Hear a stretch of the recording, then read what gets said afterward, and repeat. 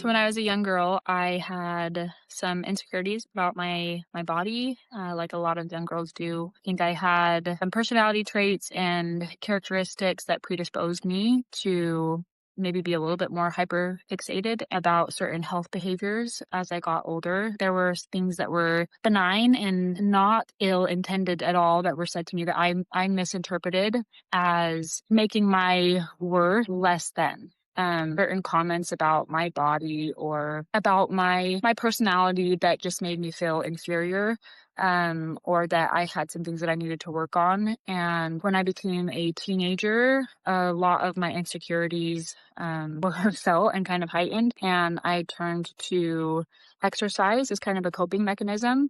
And again, it started somewhat harmless and then developed into really a full on addiction with exercise and kind of this purging mentality of just anything I was feeling. I just would go and I would run and I would bike and I would do all these HIIT workouts to numb the thoughts in my brain. That later developed into a full blown eating disorder. I had what we call orthorexia, which is a lot of food rules and rigidity in your eating and a lot of anxiety what came if I was going to break my own food rules. And then that developed into anorexia, where I was severely under eating, tracking everything that I ate.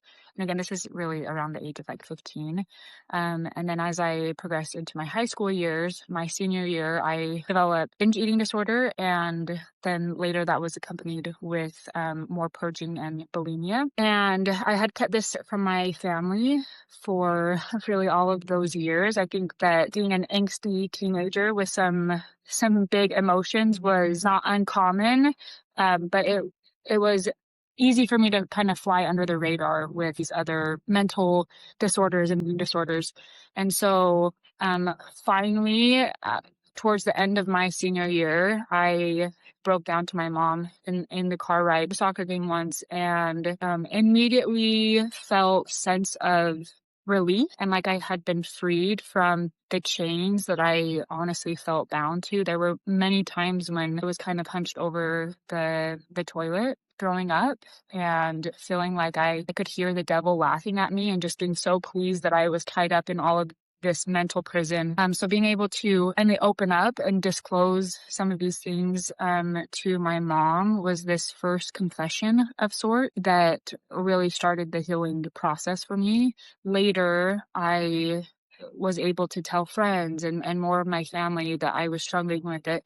And it's almost like each time that I confessed and brought these issues to light, the less I felt bound. I Satan's chains. And so it did take several years, but I know that when we bring our issues to the forefront and to light, that shame does not have the same hold on us. And that's really when we can start to find our worth as a child of God and feel his infinite love for us and God's infinite acceptance for us. And again, that combination of kind of confessing, bringing dark things to light and letting God's light and love in ended up helping me totally overcome all of the mental disorders, the eating disorders, and I'm now in such a great place that I help other people overcome these same things. So I have such a testimony of God's love and breaking through the shame and the darkness.